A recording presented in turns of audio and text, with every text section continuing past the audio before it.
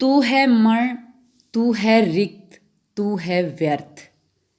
तेरा ध्वंस केवल एक तेरा अर्थ। पूंजीपतियों पर ऐसा तीखा प्रहार करने वाले गजानन माधव मुक्तिबोध का आज हम जीवन परिचय पढ़ेंगे। नमस्ते स्टूडेंट्स, मैं सुगना। गजानन माधव मुक्तिबोध का जन्म 13 नवंबर 1917 को शिवपुरी जिला मुरैना, ग्वालियर, मध्य प्रदेश में हुआ था। इनके पिता का नाम माधवराव और माता का नाम पार्वतीबाई था। इनके पिता थानेदार रहकर उज्जैन में इंस्पेक्टर पद से रिटायर हुए थे। पूजा पाठ के प्रति इनके पिता के आस्तिक विचार निर्भीक, न्यायनिष्ठ और घोर रिश्वत विरोधी होने के कारण जब इनके पिता रिटायर हुए तो यानी कि खाली हाथ।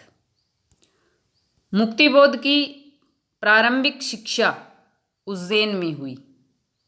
अपने पिता के परमात्मा में विश्वास, निडरता और न्यायप्रियता का जो गुण था वो गजानन माधव मुक्तिबोध पर पड़ा। 1938 में बीए पास करने के बाद उन्होंने उज्जैन के मॉडर्न स्कूल में अध्यापक की नौकरी की।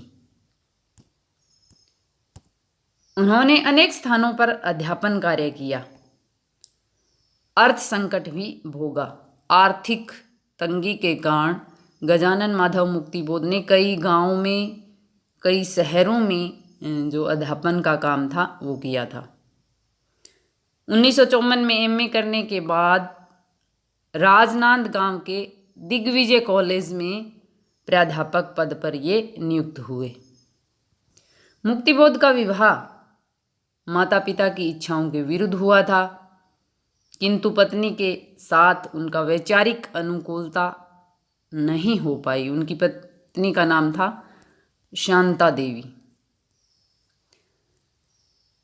पत्नी को मुक्तिबोध के कवि व्यक्तित्व की अपेक्षा क्या अच्छा लगा? संपन्नता, सुविधापूर्ण जीवन।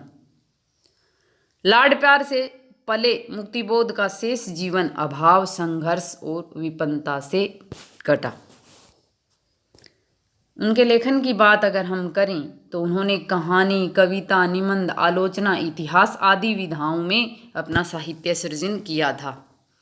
कविता संग्रह उनका चांद का मुंह टेढ़ा, भूरी भूरी खाक धूल तथा तार सप्तक में उनकी अनेक रचनाएं प्रकाशित हुई। कहानी संग्रह काठ का सपना, वी पात्र तो उनका उपन्यास है, सतह से उठता आदमी। आलोचना उनकी कामयानी, एक पुनर्विचार, नई कविता का आत्मसंघर्ष, नए साहित्य का सौंदर्य शास्त्र, समीक्षा की समस्याएं। आत्माख्यान उनका है एक साहित्यिक की डायरी। इतिहास, भारत इतिहास और संस्कृति रचनावली, मुक्तिबोध रचनावली उनके 7 खंडों में विभाजित है। भाषा शैली उनकी वो सशक्त लेखन लिखते थे।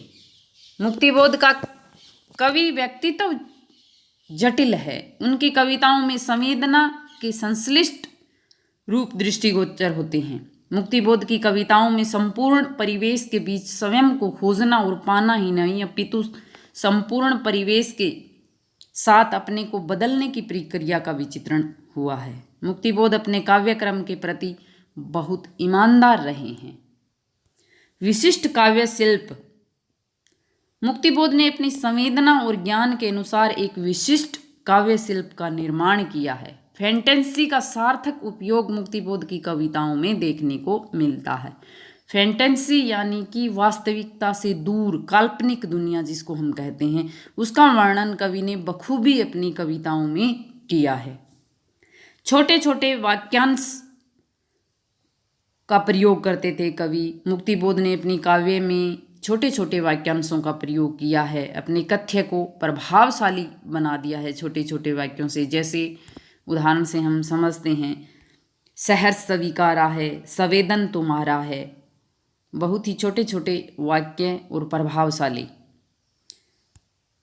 छंद की अगर बात हम करें तो कवि छंद से मुक्त अपनी कविता लिखते थे, छंद रहित कविता।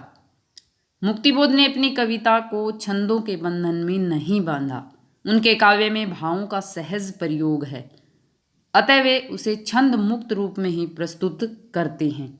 जैसे ममता के बादल की मंडराती कोमलता भीतर पिराती है।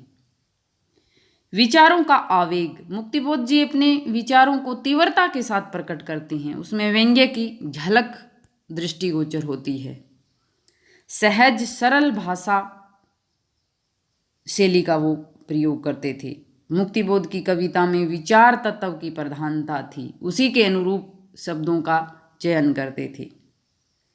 अलंकार, मुक्तिबोध की कविता अलंकार युक्त है। शब्द अलंकार अर्थालंकार दोनों का सुंदर प्रयोग करते थे अपनी कविताओं में। उन्होंने अलंकारों का प्रयोग करने के लिए हमेशा नवीन उपमानों का प्रयोग किया है। उनकी साहित्यिक विशेषताओं की अगर हम बात करें, इस प्रकार से मैंने ये पॉइंट दे दिए हैं, आपको आगे इनको पूरे रूप से लिखना है विस्तार करके। पहला पॉइंट है हमारा शोषक वर्ग के प्रति घृणा। मुक्तिबोध जी मार्क्सवादी चिंतन से प्रेरित कवि थे। उन्होंने समाज के पूंजीपति वर्ग के प्रति घृणा भाव व्यक्त किए हैं। उनकी अनेक कविताओं में उस व्यवस्था के प्रति गहन आक्रोश अभिव्यक्त किया गया है जो मजदूरों निर्धनों का शोषण करके ऐशो आराम का जीवन जी रहे हैं। पूंजीवादी समाज के प्रति इनकी ऐसी ही कविता है जिसमें प्रगतिवादी भावना दृष्टिगोचर होती है। वे पूंजीवादियों की मनोवृत्ति पर कटाक्ष करते हैं।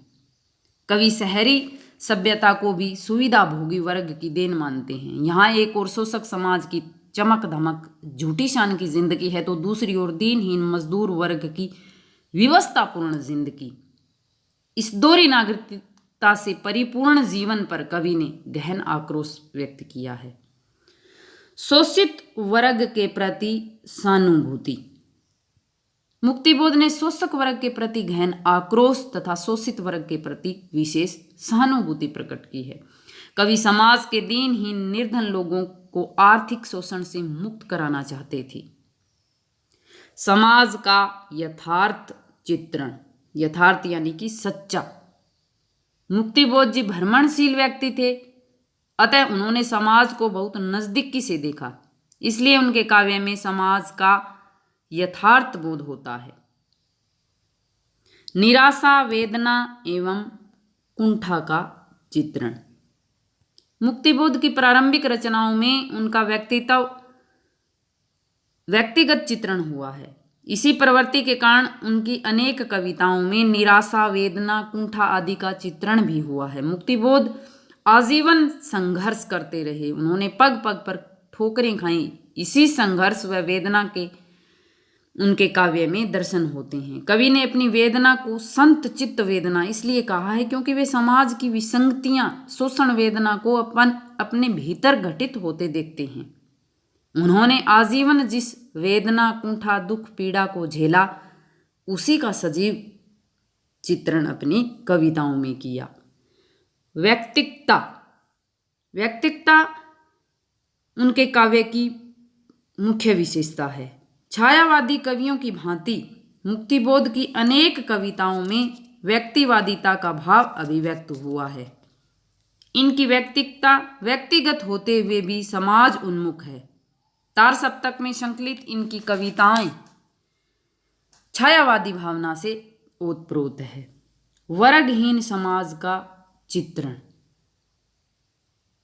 मुक्तिबोध मार्क्सवादी चेतना से प्रेरित कवि थे, मैंने पहले भी बताया, जिसके कारण वे समाज से शोषक वर्ग को समाप्त कर वर्गहीन समाज की स्थापना करना चाहते थे।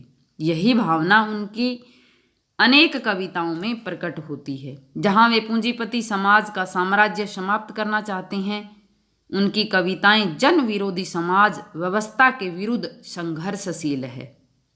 कवि ने अपने काव्य में शोषण वर्ग भेद को मिटाकर एक स्वस्थ एवं वर्गहीन समाज की कल्पना की है। आशा है कि आपको अच्छे से जो कवि परिचय गजानन माधव मुक्तिबोध का है वो समझ में आ गया होगा। धन्यवाद।